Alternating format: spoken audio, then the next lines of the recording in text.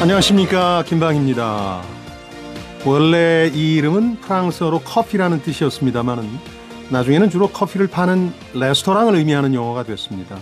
영어로는 흔히 커피하우스 혹은 커피숍으로 불렸죠. 중세 투르크군의 유럽 침공을 통해서 커피가 유럽에 전해진 후에 커피숍은 오스트리아 등지를 중심으로 유럽과 신세계로 퍼져나갔습니다. 그 때문에 오늘날 이 말은 전 세계에서 널리 통용되는 단어가 됐습니다. 무슨 말인지 아시겠습니까? 네, 바로 카페라는 단어입니다. 카페. 요 며칠 새 우리나라에서 이 말은 커피와 커피숍이라는 뜻을 벗어나서 전혀 다른 뜻이 됐습니다. 원래는 우리나라에서도 같은 처지의 사람들이 정보를 공유하거나 마음 편히 모이는 장소를 뜻했죠. 지금은 집단의 위세를 이용해 누리는 권력이라는 의미로 변질됐습니다. 온라인에서 육아나 교육 정보를 공유하는 한 지역 맘카페는 보육원 교사에 대한 지나친 신상털기와 비난으로 결국 그 교사가 자살에 이르게 했다는 의혹에 휩싸였습니다. 그런가 하면 아이들을 데리고 갈 수 있는 오프라인 키즈 카페에서는 구더기가 나온 토마토 케첩을 제공하고도 나 몰라라 해서 논란이 되고 있습니다. 물론 두 사안은 별개의 사안입니다. 그러나 이 카페라는 향기로운 이름이 혹시 우리의 비뚤어진 패거리 문화를 상징하는 냄새나는 단어가 돼버린 건 아닌지 모르겠습니다. 자, 금요일 성공예감 김방입니다. 시작하겠습니다.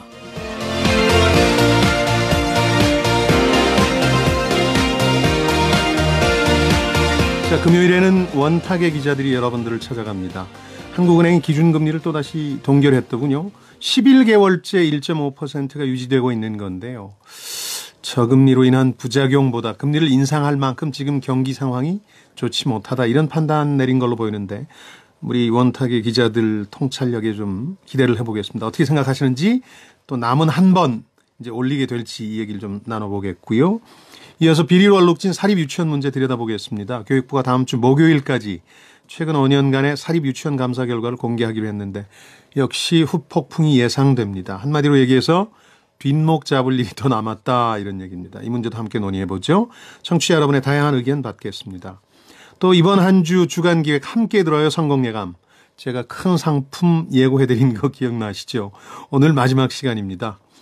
내가 바로 성공예감 열혈 청취자다, 셀프 인증 사연 보내주시면 되는데, 뭐 나이만큼 성공예감 홍보했다, 언제부터 들었다, 누구랑 듣고 있다, 뭐든 좋습니다. 30분 뽑아서 한 분께는 100만 원 상당의 여행 상품권 드리겠고요. 다른 분들께는 20만 원 상당의 의류 상품권, 25만 원 상당의 주방용기 3종 세트, 오대산 햅쌀 등 푸짐한 선물 보내드리겠습니다. 잠시 후에 곽지연 리포터와 함께 당첨자 뽑겠습니다. 짧은 문자 50원, 긴 문자 100원이 드는 샵 9730번이나 KBS 콩으로 참여해 주시면 되겠습니다. 또 팟빵과 KBS 콩 통해서 언제든지 저희 방송은 다시 듣게 하실 수 있겠고요. 문자나 콩, 페이스북뿐만 아니라 팟빵으로 댓글 남겨주신 분들께도 당첨자를 뽑아서 선물 보내드리겠습니다. 어제 시간이 좀 부족해서 문자 참여자 가운데 당첨자는 발표를 해드렸습니다마는 팟빵과 콩으로 참여해 주신 분 당첨자 소개를 못 해드렸습니다. 지금 해드리죠. 팟빵으로 참여해 주신 분 가운데 해피취님, 그리고 정글1961님 축하드리겠고요. 콩으로 참여해 주신 분 가운데는 한승학님, 현재영, 배상곤, 손세환, 나기현님, 그리고 아이디 벌사랑, 프리스님, 이분들께 다 선물 보내드리겠습니다. 자, 성공예감은 지금 페이스북 라이브 방송도 막 시작했습니다. KBS 1라디오. 자, 원탁의 기자들 함께 하겠습니다. 유튜브에서 성공예감 원탁의 기자들 검색하시면 정의감으로 똘똘 뭉친 세 분의 기자를 보실 수 있습니다. 선남선녀들입니다. 그 사이에 낀 추남 한 명도 발견하실 수 있습니다. 박현미 경제전문기자, 중앙일보의 고란 기자, 머니투데이 방송의 이대호 기자입니다. 세 분 어서 오십시오. 안녕하세요. 글쎄, 동결했네요. 그러니까 이제 이번에 올리지 않으면 11월 10일 한 차례가 남은 건데 올해 한 번쯤은 올리지 않겠느냐, 이런 게 시장의 일종의 그 대세 아니었나요? 그렇죠. 그 예상이 부합했다고들 보죠. 그래요? 다음에 한다 이렇게 보는 건가요? 다음번 신호등을 확실히 켜줬다라고들 해석을 하고 이걸 한마디로 전문가들이 이렇게 요약을 하더라고요. 인상 같은 동결. 그러니까 연내 금통위가 이제는 이제 연내 8번밖에 안 동결인 열리잖아요. 듯 동결 아닌. 통화 정책을 결정한 금통위가 네. 8번밖에 없고 11월 30일 하루 남았거든요. 그때는 명확히 이제 올릴 거다라는 게 시장의 컨센서스인 것 같아요. 이번에 근데 올리지 않은 건 어쨌든 한은 자체가 경제 성장률 전망치를 7월에 3.0에서 2.9로 내렸다가 이번에 다시 2.7로 내렸으니까 그런 경기 상황이 반영된 거라고 봐야 되는 거예요. 한은 입장에서는 그 한은이라는 어떤 그 기관 자체에 논리가 있어야 될 거 아니에요. 그렇죠. 그 결정하는 일관성도 있어야 되고. 그러니까 전망치를 내렸는데 금리를 올린다? 이 일관성이 떨어지니까 일단 요 안에서는 요 프레임 안에서는 딱 한 거고 일부에서는 그 이게 척하면 척 트라우마라고 하더라고요. 그건 무슨 얘기입니까? 네, 그 2014년에 예. 최경환 부총리가 금리 인하를 압박하면서 최경환 부총리인데 이제 한국은행 독립성을 강조해야 되는데 말하면 안 되잖아요. 그렇죠. 금리에 대해서. 뭐라고 하면 금리에 금자도 꺼내지 않았지만 척하면 척 아니냐. 관심법이죠. 라고 한데 한은이 잇따라 금리를 내렸습니다. 그때 총재가 지금 연임에 성공한 이주열 총재거든요. 그래서 척하면 척 발언이 이 총재에게 꼬리표처럼 따라다닌 상황인데 앞서서 이낙연 총리나 아니면 김현미 장관이 올려줬으면 좋겠다라는 식으로 얘기했잖아요. 근데 만약에 여기서 바로 올린다 그러면은 내가 척하면 척한다고 또 올렸다라고 이제 의심을 받을까봐. 오히려 이제 오히려 이런 거 아닌가. 근데 저는 그래서 더 문제라고 봤던 게 오히려 그 어차피 그때도 그랬었고 지금도 이게 성장률을 내리지만 그럼에도 불구하고 금리를 올려야 될 만한 그런 상황이라는 거 이미 주지의 사실이잖아요. 그러면 기왕에 필요한 조치이면 이번 달에 안 올리고 다음 달에 올리면 좀 낫나요? 그러니까 저는 어제 그 상황을 보면서 굉장히 관심들이 많아서 실황으로 중계한 언론사들이 많았는데 이걸 굳이 이거조차도 혹시 허위의식은 아닌가. 당장 급하기 때문에 성장률 전망치도 낮추면서 그럼에도 불구하고 밖에 눈치 보느라고 금리를 못 올린 상황은 없을 거란 얘기를 지난번에 기자간담회에서 했잖아요. 그리고 구체적으로 내용들을 보면 뭐 지표들 안 좋을 거고 고용 절반, 설비 투자 증감률도 플러스에서 마이너스 전환, 건설 투자도 마이너스 폭이 되게 커질 거다라고 얘기는 했습니다만 필요한 조치면 차라리 이번 달에 확실하게 했으면 좋지 않았을까 이런 생각도 듭니다. 또 한국은행에 또 자존심이 있는데. 그렇죠. 사실 금리를 올려야 하는 필요 요건들 몇 가지 좀 생각을 해보면 답은 나올 것 같은데 사실 시중에 유동성이 너무 많이 풀려 있어서 자산 버블이 일어난다라든지 아니면 물가가 너무 많이 오른다든지 이럴 때 이제 시장의 유동성을 축소하기 위해서 금리를 올리는 긴축으로 가는 거잖아요. 근데 우리가 지금 그럴 상황은 아니고 물론 이제 부동산 쪽에 거품이 있다고는 합니다만. 그거 인정 안 하죠. 한국은행. 부동산이 이렇게 되는데 시중에 지나친 유동성 때문에만은 아니다. 그러니까 우리 책임이 되게 큰 건 아니다. 인정 안 하죠. 한은 총재가 가장 많이 쓰는 표현 중에 하나가 종합적인 고려라는 거거든요. 거기 자산 그렇죠. 번역기 돌리면 왜 나만 갖고 그래 그런 얘기죠. 거시 지표들을 보면은 어제 그 특이한 게 이제 그 경제 성장률 전망치 올해를 이제 2.7% 내년 것도 2.7%로 다 낮췄습니다. 7월에도 2.9로 낮췄었는데 이번에 2.7로 또 한 번 낮췄고 그러니까 이게 박연미 기자도 이야기를 하신 것처럼 경제 성장률 안 좋게 보면서 금리를 올린다라는 건 상당히 좀 모순적인 거거든요.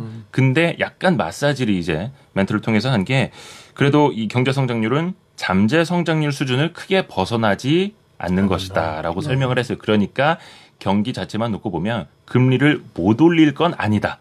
라는 신호를 확실하게 준 거죠. 그러니까 한은의 고민도 이해가 되고 또 이제 올해 안에 올릴 것 같기도 하고 이런 것까지 이해되는데 지금 그러다 보니까 오늘 아침 주로 언론들이 다룬 거는 어떤 내용이냐면은 진작에 올려뒀더라면 이렇게 경기 나쁠 때 추락할 때 금리 인하의 여력도 있었는데 그래서 실기한 거 아니냐는 하는 책임론이 또 나오더라고요. 이 부분에 대해서는 세 분 기자분은 어떻게 생각하세요? 저는 일견 타당하다고 봐요. 그래요? 정책의 여력이라는 걸 항상 만들어 두거든요. 그래서 우리가 보면 항상 정부 정책이 왜 이렇게 머뭇거려 내지는 왜 이렇게 비겁해라고 판단이 되는 순간이 왜 있냐면 나중에 혹시 이 반대로 방향을 틀어야 될 때를 대비해서 어느 정도 항상 버퍼를 둔단 말이에요. 여력이 있어야 되는 거죠. 특히 금리 정책이 그렇습니다. 뭐 최근에 나온 유류세 이런 게 대표적인 건데 통행량 조정이나 아니면 수급 조절 이런 것들을 목적으로 해서 사실은 적정성보다 다소 과도하게 세율을 올려서 걷어들이고 있는 게 유류세거든요. 네.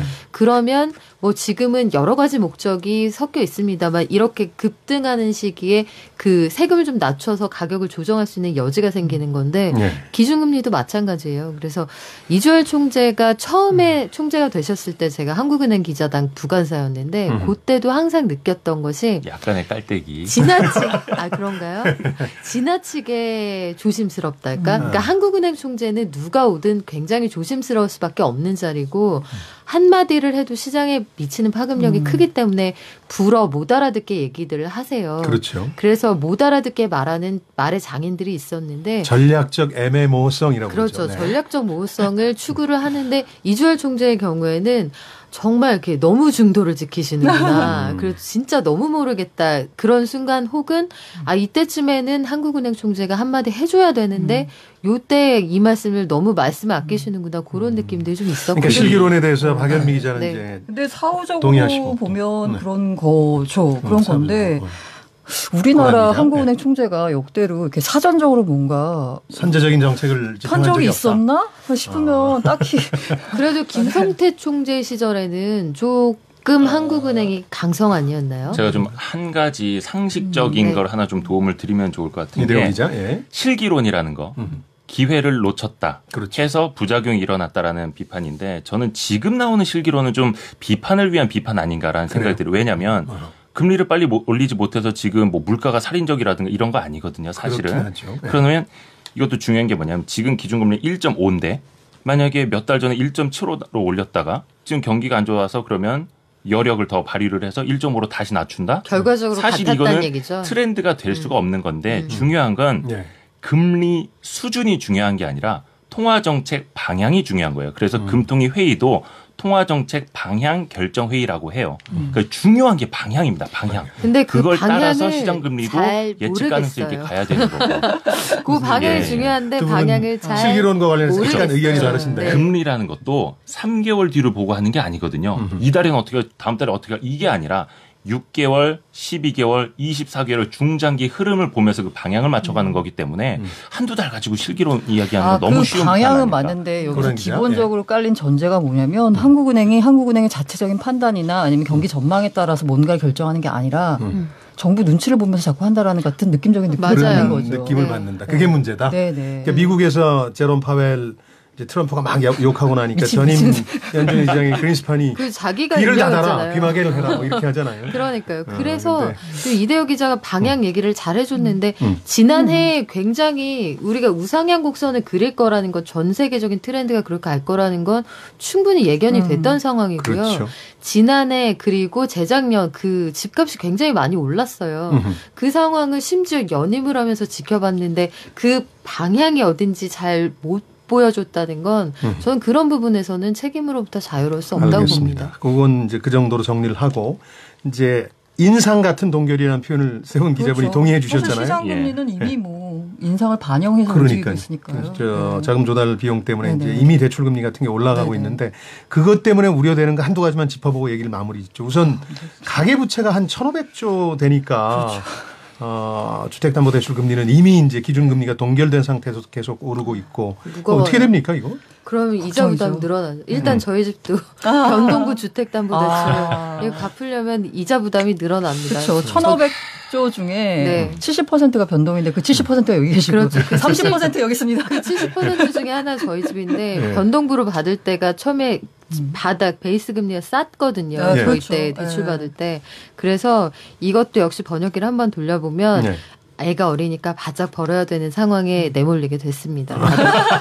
열심히 나오셔야 되겠네요. 박연미 기자 얘기였고 저는 약간 깔때기를 대자면 다들 예. 당시에 예. 은행에서는 아니 왜 고정을 받으세요? 훨씬 어허. 싼데 라고 했으나 금리 인상을 예측을 하고 10년 고정으로 받았습니다. 저도 결국 예상은 저 했는데 자화자찬이군요. 자화자찬. 예상은 했는데 여력이 없었어요.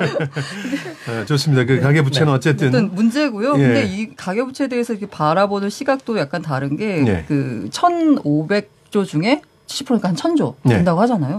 근데 이 1,000조를 보면은 주택담보대출인데 우리나라가 이미 선제적으로 LTV와 DTI를 굉장히 꽉 이렇게 낮춰놔서. 조여놨기 때문에 예. 그다 이렇게 올라간다고 해서 만약에 막 무슨 뭐 매물이 갑자기 쏟아져가지고 은행이 부실까지 이런 상황까지 올 거다라는. 그러니까 금융산업에 타격이 오고 네. 금융위기는 아니고 이제 개인들이 네. 이제 내수나 이런 데서 쓸 여력이 없어지는. 사실 제가 지난주에 뭐 기사를 쓴 것도 있었는데 일본의 버블기의 그 집값 상승률하고 우리나라 최근에 집값 상승 비교해 보면 우리나라 결코 뒤지지 않아요. 그래서 우리나라 하면 서울을 말하는데. 그렇죠. 서울의 집값 상승률이 결코 뒤지지 않는데 여기서 그 약간 그래도 뭐랄까 그래도 터지지 않는 이유가 버블이 우리나라가 괜찮은 이유가 우리는 이미 LTV 뭐 60%. 그렇죠. 뭐 40%까지 낮췄는데 낮기 때문에 예. 당시 일본에서는 LTV가 저는 깜짝 놀랐어요. 120%. 120%까지 갔어요. 되게 후하네요. 네네네. 왜냐하면 지금 대출 1억을 해줘서 집을 사면 왜냐하면 6개월 뒤에는 1억 5천이 되니까 그냥 해준 거예요. 그렇기 때문에 갑자기 부동산 값이 꺾이니까 갑자기 매물이 쏟아지면서 그런 일이 벌어졌던 건데 예. 그 정도까지는 우려할 부분은 아니지만 다만 항상 얘기하는 게 있잖아요. 취약 차주. 그 약간 한계 상황에 내몰리고 이금융권에서 대출받은 이런 분들에 대한 대책은 뭔가 금리는 금리대로 올리고 사회복지망을 확충을 해서 마련해야 되는 게 아닌가라는 생각이 듭니다. 그러니까 저도 이제 고란 기자 의견에 동의하는 게 가계부채가 무슨 금융산업의 위기로 이어질 거라고 생각은 안 해요. 그 안전장치들이 있었기 때문에 다만 그 아까 말씀해 주신 것처럼 이제 밑에서부터 계층 소득 계층으로 보면 어려운 계층서부터 점점 이제 소비 여력이 줄어드는 거거든요. 돈 많은 사람은 지금이나 예전이나 똑같아요. 다 해외여행 많이 하고 뭐 그래요. 그래서 그런 문제 때문에 내수가 꽁꽁 묶인다는 게 이제 저는 그걸 골병이라고 표현하는 건데 이게 쉽게 해결이 안 되는 건데. 자, 그건 그렇고 그러면은 이제 또 하나가 집값과 관련된 부분인데 그간 이주열 하는 총재는 금리가 집값의 대책은 될 수 없다 그러면서 금리 인상을 거부해왔던 건데 아까 김현미 국토교통부 장관도 그렇고 금리 인상 논리 중에 하나가 한미 금리 차 역전 문제도 있지만 이 부동산 가격 안정도 있는데 만약에 다음에 11월 10일에 올리면 부동산 시장은 어떻게 될까요? 이대호 기자. 영향은 좀 없지 않아 있겠죠. 근데 아까도 말씀하신 것처럼 이게 좀 재미없는 얘기긴 한데 거시적으로 보면은 일단은 그 기준금리라는 그 수준을 통해서 전체적인 총량을 그 조절을 하는 거고 미시적으로 보면은 예전부터 정부가 많이 해왔던 게 아까도 얘기했던 것처럼 변동금리를 고정금리로 많이들 이제 갈아타게 유도를 했던 안전장치가 있는 거고 김현미 장관의 그 뭐 멘트 관련해서 한마디 드리자면 행정부의 행정정책하고 그 중앙은행의 통화정책하고는 확실히 구분을 해서 봐야죠. 아까 그 김현미 장관이라든지 뭐 부총리가 그 총리가 이야기했던 것도 각자의 입장에서 충실하게 말을 했을 뿐이지 총재도 마찬가지고요. 자기 입장에서 할 수 있는 이야기들이지 이거는 반드시 행정정책과 통화정책은 구분을 해서 봐야 된다. 하는 총재가 귀마개를 해야 되는 건가요? 그럼 우리도. 네, 자기 입장에서 말을 할 수 있는데 저는 말을 안 했으면 좋겠어요. 중앙은행의 독립적인 권한이잖아요. 결정사항인 거고. 고란 기자. 또 거기다 한마디씩 보태니까 더군다나 이렇게 우리 그 독립이라고 하는 게 약간 허울뿐이다 이런 비판을 받는 입장에서 이렇게 행정부에서 한마디 하면 보는 사람들도 다, 뭐, 이제 이렇게 되나 보나, 반영이 되나 보나, 이런 생각을 척하면 척이라는 이런 얘기까지 나오는 상황에서 좀 말을 조심하셨으면 좋지 않나요? 귀마개를 쓸 일도 없도록 해주는 게 좋지 않겠느냐. 알겠습니다. 이 얘기는 여기까지 좀 정리를 하고요. 다음 주제로 넘어가 보죠. 성공예감 원탁의 기자들 듣고 계시는 지금 시각은 9시 28분입니다.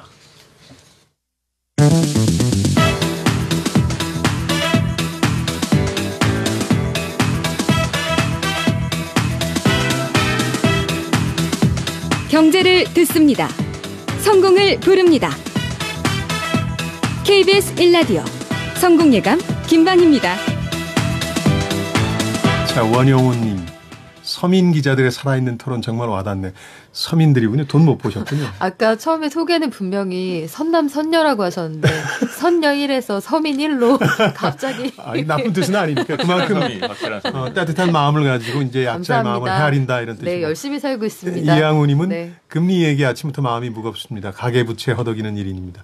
뭐 한 분만 그러신가요? 지금 가계부채 허덕이는 가정이 전체 소득계층으로 보면 10개 중에 한 7개 계층 정도가 허덕이고 있으니까 어려운 부분이죠. 자, 사립 유치원 비리에 대해서 얘기를 좀 해봐야 되겠어요. 세 분 다 애 키우고 계시잖아요. 이게 남일 같지는 않을 것 같아요. 그래서 다들 유치원을 졸업하지 않으시나요? 아니요. 저는 내가 그렇게 그러면서 그런가? 실수요자. 저는 갓 유치원을 졸업한 1학년이에요. 저는 이제 둘째가 유치원 다니고 있고 내년에는 이제 셋째가 유치원에 또 들어갑니다. 뉴스 보면서 어떤 생각 들었어요? 어제 갑자기 친누나한테 전화가 왔어요. 근데 누나가 동탄에 살거든요. 아, 문제 동탄. 유명한 유치원. 거기에 모든 언론사 기자들이 다 몰려들고 있다는 거예요. 혹시 그 환희 예. 보내시나요? 그 얘기됐죠. 거기가 맞는지 모르겠는데 원생이 1,500명이래요. 대형 그래서 유치원. 이거 웬만한 초등학교 규모 아닌가. 그래서 네네네. 거의 기업형이더라고요. 근데 이제 그렇죠. 거기에서 비리가 터져서 난리가 났는데 네. 기자들 뭐 다 몰려오고 있고 학부모 그 간담회 원장과 학부모 간담회를 열었는데 네. 신분증 검사를 하더래요. 아. 기자들 몰래 들어와 있을까 봐. 아. 그런 사례까지 참. 그럴 때 기자 아니, 부모가 하나 유치원에. 있었어야 하는데. 뭐 유치원 이름은 모르겠는데 하여튼 원생이 1,500명이라 하더라고요. 그러면 그 유치원의 가능성이 커요. 그 거의 많이 사과하는 걸렸대요. 장면을 박연미 보니까요. 기자. 네. 그죠. 사과하는 장면을 보니까 강당에 모여서 학부형들한테 이제 눈물로 사과를 했습니다만 그 좌우에 서 있는 청년들이 아마도 아들. 그 아들 큰 아들과 작은 아들 유치원에 그 입사를 시켜서 월급에 3천만 원을 얹어줬다는 그 친구들의 가능성이 커 보여요. 그러니까 정확히 확인은 안 됐습니다만 저희 그렇겠네요. 네. 누나도 어제 이야기를 한 게 사과의 그러니까 대응의 종류가 두 가지더라. 아예 이사장 원장 아들 딸까지 나와서 고개를 숙이는 케이스 아니면 내가 무슨 잘못을 했냐. 내 유치원이고 훨씬 더 나는 가격도 싸게 해줬는데 내 목도 챙길 수 있는 거 아니냐. 사회재산이다. 잘못한 거 없다. 이렇게 딱 두 가지 자, 케이스로 이 얘기를 해보죠. 나뉘어요. 저는 그게 핵심인 것 같은데요. 그러니까 정부 지원금이란 명목으로 지금까지 누적적으로 2조 원 네, 보조를 네. 받았고 이제 이것 때문에 국민들은 이제 흥분하고 있는 건데 이쪽에서는 어쨌든 내 사형 기업이다. 그렇죠. 그러니까 이제 사유재산권 침해 아니냐 이런 얘기를 하는데 거기서 바로 이제 사과 과정에서 논란이 된 학부모를 맞습니다. 통해서 지원해서 애둘러서 줬으면 문제가 없을 것이다. 네. 이런 얘기가 나오는 건데 이 구조를 좀 설명해 주실래요? 이거 잘 모르시는 국민들이 많텐데 그러니까 보니까. 유치원의 주장은 네, 박연미 이거예요. 기자. 그 예. 유치원 그 사립 유치원뿐만 아니라 국공립의 경우에도 나라에서 보조를 받습니다. 그렇죠. 그 부모들에게 받는 돈만으로는 유치원의 실질적인 운영이 어렵다 이렇게 주장을 해서 네. 정부 예산이 일부 나가는 게 있어요. 그런데 이 예산의 궁극적인 목적은 뭐냐면 모든 어린이들이 그 소득 수준과 무관하게 기초 학력 이상의 그 누리과정이잖아요. 네, 누리과정. 그 누리과정의 교육을 받을 수 있게 보장하겠다 그런 취지로 보조가 되는 돈인데 네. 이게 보조금이 아니라 지원금이라서 애초에 문제가 있었던 거예요. 아하. 그러니까 유치원 원장들의 주장은 이겁니다. 네. 만약에 내가 부모님한테 용돈을 드려요. 예. 그런데 엄마 이거 가지고 옷 사 입으세요 하고 드렸는데 엄마가 그 돈으로 옷을 안 사고 외식을 하시거나 아니면 월세를 내셔도 그건 엄마 마음 아니냐. 이게 유치원 원장들의 주장입니다. 왜냐하면 부족한 돈을 여기에 얹어서 쓰라고 준 것이기 때문에 그게 그들의 주장인데 네. 정부가 당초에 준 건 그렇게 쓰라고 준 돈이 아니거든요. 아니죠. 네. 회계를 분리를 해서 아이들의 교육에 사용해라 이렇게 준 돈인데 보조금이 아니다 보니까 보조금 관리에 관한 법률로 이걸 회계 같은 것들을 투명하게 해라 감사할 강제하지 못했던 법적 거예요. 근거가 없었던 거군요. 그리고 지금 유치원 원장들의 주장 중에 한 가지가 이제 회계를 지나치게 강화를 하면 우리는 이 회계 기준이 우리 사유재산인데 맞지 않는다 이렇게 주장을 하잖아요. 네. 근데 지금도 사유재산이라는 걸 일정 부분 인정하기 때문에 굉장히 느슨한 수준의 회계 기준을 적용을 하고 있어요. 그래요. 만약에 어떤 거죠? 네. 국공립 수준으로 이걸 적용한다 그러면 전부 다 문 닫아야 된다 이런 얘기가 나오는 시경이 그 한 가지 일본 지금 된 게 저도 아니에요. 네, 이래오기죠. 헷갈려서 한번 찾아본 게 뭐냐면 네. 이게 유치원에게 직접적으로 지원을 하는 거냐 학부모를 통해서 우회적으로 지원하는 어떤 거냐 차이가 논란이 있는 좀 있잖아요. 근데 네. 이게 사립유치원 같은 경우에 유학비 만 3세 5세 그 3세 4세 5세 네. 누리과정으로 해서 22만 원에다 방과후 교육 7만에서 29만 원이 지원이 되는데 이거는 이제 학부모들에게 지원이 돼서 학부모들이 결제를 하면 거기 매칭이 돼서 지원이 되는 거고 네. 또 직접적으로 유치원에 들어가는 건 인건비가 대표적이더라고요. 그러니까 담임교사 수당, 교직 수당, 인건비 보조금에서 1인당 많게는 59만 나뉘어 원까지 있군요, 그게. 그렇죠. 유치원에 직접적으로 지원이 되는 거예요. 그러면 왜 이것도 횡령죄로 처벌을 못 한다는 거냐? 어허. 기준이 없어서 그런 건데 첫 번째는 감사 기준이 없는 거고 두 번째는 이 유치원들의 회계 처리 기준 자체가 없는 거예요. 그러니까 돈에 뭐 1년 번호 써놓고 처리하는 거 아니다 보니까 우리가 명품백을 산 돈은 원생 부모들에게 직접적으로 받은 받은 거다. 원비 중에서 썼던 거다. 그래서 그거는 우리 사립유치원 내의 문제일 뿐이고 정부로부터 받은 그 돈, 딱지 붙은 돈은 선생님들에게 정확히 갔다 이렇게 하면 또 빠져나갈 구멍이 있는 거라 먼저 그래 이걸 처벌을 하려면 감사 기준, 회계 기준 명확히 세워야 되는 거죠. 애초에 지금 이렇게 비리 규모가 커질 수 있었던 게 13년부터 누리과정 지원금이라고 해서 도대체 이걸 교육청이 줘야 되는 거냐 아니면 뭐 복지부가 줘야 되는 거 어디서 줘야 되는 거냐까지 지자체가 줘야 되는 것까지 정의가 안 된 그것만 싸웠죠. 일단 돈을 주고 보자. 중앙정부가 줄 거냐 지자체가 줄 거냐 그것만 가지고 싸웠지 참. 하지만 그러니까 이 유치원 입장에서는 웬 떡이야. 그냥 돈이 그냥 생긴 거거든요. 그래서 이거에 대해서 누리과정에 돈을 줘야 되냐 말아야 되냐에 대해서 뭐 논의가 없이 일단 무슨 시혜적 차원에서 일단 주고 보고 끝났으니까 애초 도입할 때부터 문제가 있었고요. 그 발단 자체가 이제 도입 시기부터 그랬다. 그리고 이제 그 유치원의 또 이렇게 역사를 보니까 이게 이제 그 유치원이 지금은 거의 아마 취학률이라고 표현해야 되나? 그게 거의 뭐 90% 육박 거의 대부분 가니까. 웬만한 애들은 다 가는데 사실 저희 때는 안 가는 친구들이 훨씬 많았어요. 그럼요. 저도 안 갔는데. 옛날 사람 인지하는 거 같은데 사실 그 80년대 신군부가 권력을 잡고 나서 제일 먼저 한 게 730 교육 개혁 조치라는 이름에서 사교육을 잡겠다 이러면서 대입본고사를 폐지했어요. 네. 그리고 이때 이제 그 와이프인 그 이순자 여사께서 동남아를 이렇게 돌았는데 우리보다도 더 못 사는 나라가 애들이 유치원을 다니는 거예요. 당시 우리나라의 유치원 취학률이 5%였대요. 그러니까 아니 우리도 좀 이렇게 살만 하는데 고신이 좋았더라. 빨리 해야 되지 않겠느냐라고 하면서 그 이제 갑자기 했는데 이때 이제 그 당시를 회상했던 사람들 보면은 여사님 무작정 숫자를 늘리면 질이 나빠져 감당할 수 없습니다. 재고해 주십시오. 라고 했더니 이순자 여사가 질이 나빠져도 당장 아이들이 갈 데가 없잖아요. 일단 늘리고 봅시다. 라고 해서 자, 돈 있으면 투자하세요. 우리가 각종 혜택을 주겠습니다. 유치원 빨리 만들어주세요. 라고 하면서 공교육으로 영역으로 흡수되어야 할 유치원이 부분이 사교육에 사립에 의존하게 되는 이런 상황이 벌어졌던 거죠. 그러니까 거꾸로 연원을 거슬러 올라가면 그때까지 또 거슬러 올라갈 수 있는 건데 지금 문제는 이제 아까 얘기한 것처럼 약간의 그 대안들을 제시해 주셨는데 회계감사 기준이라든가 이런 부분 했는데 일각에서는 지금 이제 한유총을 중심으로 해서 유치원들이 폐업하겠다 이렇게까지 문제를 삼으면 그게 지금 교육부 장관이 엄단하겠다는 거잖아요. 그렇죠. 그게 소위 말했던 그 누리과정의 적극적인 지원을 시작했던 박근혜 정부가 말하던 떼법이 바로 그런 겁니다. 그런데 제가 보기에 근본적인 원인은 숫자가 부족해요. 맞아요. 애들을 보낼 데가 없고 저희만 해도 유치원을 보낼 때 뭐 유치원 추첨률이 다 뭐 5대1 이런 식인데 저희는 5군데를 넣어서 5군데 다 떨어졌거든요. 되면은 금손이라고. 그랬다가 마지막에 너희를 구제해주겠다는 한 군데에서 전화가 왔어요. 예비 뭐 17번인가 그랬는데 그래서 감사합니다 하고 들어가니까 사실상 소비자의 선택권이 굉장히 제한적이고요.